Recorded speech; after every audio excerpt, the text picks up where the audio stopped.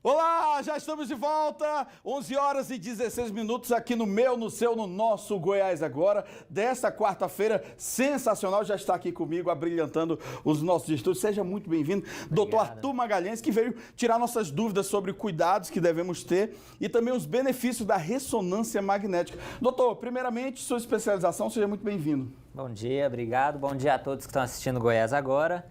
Minha especialização, eu formei em medicina, né? Então, depois fiz uma especialização em radiologia e imaginologia, né? A gente trata, assim, de toda a parte das imagens em medicina e depois fiz uma subespecialização na parte de neuroradiologia. Então, a parte de imagem mais da cabeça, do crânio, né? Do cérebro, essas partes assim. A imagem na medicina, ela é relativamente recente, né? Principalmente com o avanço da tecnologia e que tem servido de instrumento aí para salvar vidas e identificar precocemente diversas patologias, né, doutor? Sim, sem dúvida. Isso é um ponto importante. A ressonância mesmo, ela foi começar a ser usada, principalmente no Brasil, depois da década de 90, né? Então, é relativamente recente, né? Principalmente falando em medicina. E hoje em dia a medicina não existe sem imagem, né? Praticamente para tudo, salvo algumas poucas coisinhas, a gente precisa de uma imagem. Na minha área, então, a neurologia, antes e após a imagem, são duas especialidades totalmente diferentes, né? Então, é um tema bastante importante. Nós estamos vendo na imagem, nesse momento, um equipamento moderno, tecnológico e que circula nas redes sociais constantemente, rotineiramente, cadeiras voando, pedaço de metal sendo atraído por esses equipamentos. Na hora de fazer o exame, tem que ter uma precaução com metais, é isso mesmo ou é mito? Tem, isso é muito verdade. Todo local que se preze, né, toda clínica, hospital que tem um aparelho de ressonância magnética, por exemplo, nas clínicas maiores da cidade, lá no CDI, quando você chega perto da ressonância magnética, a gente tem uma marca no chão mostrando que dali para frente você deve tomar cuidado com materiais metálicos, né? Por quê? É um campo magnético muito forte, então, por exemplo, pacientes que fazem uso de bomba de gás, né, oxigênio, aquilo lá pode voar, pode machucar, estragar o aparelho, né, ter acidentes até sérios, assim. Então, realmente é um tema importante a saber. Não levar celulares, né, para o momento do exame. Se você tem algum metal no corpo por algum procedimento, seja cirúrgico, você deve informar a equipe para a gente saber quais os protocolos tomar com cada um. Inclusive, procedimentos odontológicos, né? Por exemplo, ligas metálicas que são usadas para fazer coroas nos dentes. Isso atrapalha também o exame? Ou existe um potenciômetro ali, algo que você controla a tensão, a potência desse equipamento? Não, a potência ela é uma só, né? Você compra o aparelho, em uso hoje em dia tem um campo magnético de 1,5 Tesla ou de 3 Tesla. Isso é um campo magnético bem grande, mas aquela potência ela é fixa. Algumas questões como as ligas metálicas de implantes dentários não chegam a atrapalhar o exame em si, você pode fazer o exame. O que é o problema? Aquilo causa uma distorção no campo magnético e pode atrapalhar, por exemplo, se você for fazer um exame da face, aquilo vai alterar as imagens daquela região. Mas se você for fazer um exame do abdômen, não tem problema nenhum, não vai atrapalhar. Às vezes esquenta um pouquinho, mas não impede de fazer o exame. Esquenta, assim, eu sou leigo no assunto e vou perguntar aqui uma pergunta, se eu estiver errado, o senhor pode me corrigir, que aqui é ao vivo mesmo. Esquenta porque o equipamento, se eu não me engano, ele funciona na base de movimentação dos prótons da água presente no corpo. Isso. Então essa água, ela aquece por esse motivo da movimentação dos seus prótons para poder gerar uma imagem, seria isso? Isso, é mais ou menos isso mesmo. É uma corrente elétrica que está passando ali, você manda ondas de rádio, né, para o paciente para poder gerar a imagem, e essas ondas de rádio, elas geram sons, por isso que o aparelho faz aquele barulhão todo, né? Uma parte vira calor. Então aquela onda de rádio ela pode esquentar. Quando interage com o metal, o calor é mais intenso, porque a interação é maior, a absorção de calor é maior. E o que fazer então quem possui o famoso marca-passo? Quem é cardíaco e precisa desse equipamento para sobreviver? O marca-passo é um problema porque às vezes os pacientes não podem se submeter ao exame. O marca-passo já é um metal maior, vamos dizer, fica na região do peito e pode ter problemas... Tem bateria, né? Isso, exato. Então ele pode A ressonância magnética pode alterar o funcionamento do marca-passo, que a gente não quer de forma alguma, e também pode ter alguma interação daquelas que a gente falou, do marca-passo sair, né, por conta da interação do campo magnético com o metal do marca-passo. Rapaz, então é bem complexo mesmo. Agora me diz aí, doutor, pessoa dá entrada no hospital com, por exemplo, um princípio de AVC e ela já possui histórico. E já foi colocado o clipe ou o stent nas suas artérias cerebrais ali. É possível realizar o exame ou não? Isso é interessante porque a resposta hoje é sim, tá? Só que quando chega esse paciente, a gente precisa saber quando ele fez essa colocação ou de stent, né, ou do clipe para tratamento de um aneurisma, né? Por quê? Os materiais mudaram. Hoje esses materiais são feitos de nitinol, titânio, que não vão interagir muito com o campo magnético, então não vamos ter problema algum.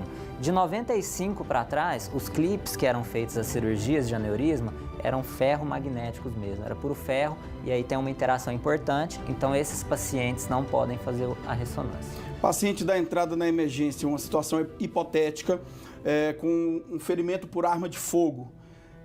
Primeiro se faz uma ressonância, um raio-x para identificar se o projétil está alojado ou não, por exemplo, no crânio ou tórax, ou não realiza esse tipo de exame nesse tipo de atendimento?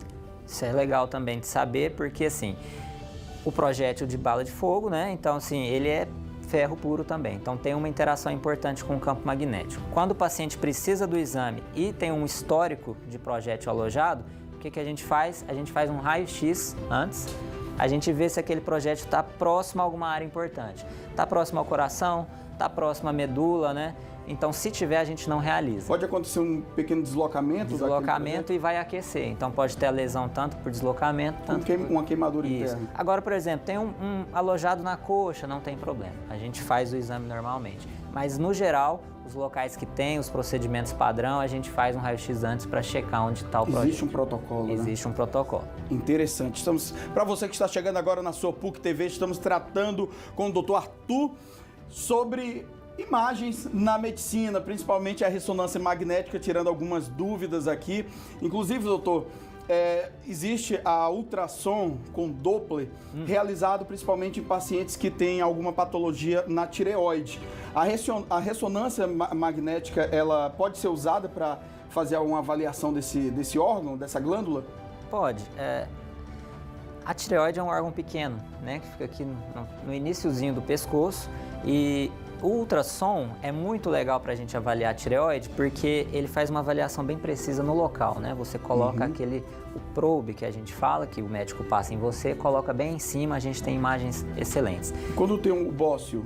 Isso. Quando tenho lesões muito grandes, tem um câncer que eu preciso saber até onde ele vai bem precisamente, às vezes a gente lança a mão da ressonância, né? Para a gente ter um delineamento bem preciso. Assim, quando temos vendo algumas imagens aqui rodando na nossa tela, a gente falou sobre a parte bem técnica, que é a movimentação dos prótons da água. É muito difícil isso, mas basicamente cada camada de tecido do nosso organismo ele possui uma textura diferente. Isso. Eu diria até uma densidade diferente para poder ser captado pela máquina. Sim, exatamente. A densidade, né, é uma propriedade que a gente usa para tomografia, né? Então, por exemplo, o osso é muito mais denso que a gordura e aquilo vai dar na imagem uma diferença de brilho, né? A gente vai do branco ao preto e entre isso tem todos os tons de cinza que a gente usa para a imagem. Já na ressonância, a gente é um pouquinho diferente. Cada tecido, seus prótons, né, que a gente falou lá no início, interage com a onda de rádio que a gente envia de forma diferente. Então é um procedimento diferente, né? Totalmente diferente. Por exemplo, a gente usa o raio-x na tomografia, uma radiação, e o tanto que aquele tecido absorve a radiação, a gente vai saber se ele é mais ou menos denso. A ressonância a gente não usa radiação, né? É um procedimento que não traz a princípio nenhum dano para os tecidos do paciente, né? Então eu mando aquela onda de rádio, se um tecido gorduroso vai alterar aquela onda em uma angulação X ou Y e o tecido muscular... Frisa aqui essa imagem para mim, essa anterior, por gentileza, pode voltar aqui, 11 horas e 26 minutos, por gentileza, está aqui um crânio aqui dividido em várias partes, né? Em várias faces aqui. E percebemos, como você falou, a variação do tom de cinza para o escuro. Isso aqui, no caso, seria uma tomografia. Não, essa já é a ressonância. É uma ressonância. Isso, exatamente. Então, aquela coloração que nós vemos no papel, quando é impressa, aquilo ali é artificialmente? Sim, é um computador que gera aquilo, né? O computador, a depender da interação, ele vai para mais ou para menos. Mais é branco, menos é preto. Quanto mais perto do preto, menos interação aquele tecido tem. E a partir disso a gente vai fazendo a nossa análise, né, a nossa interpretação do exame.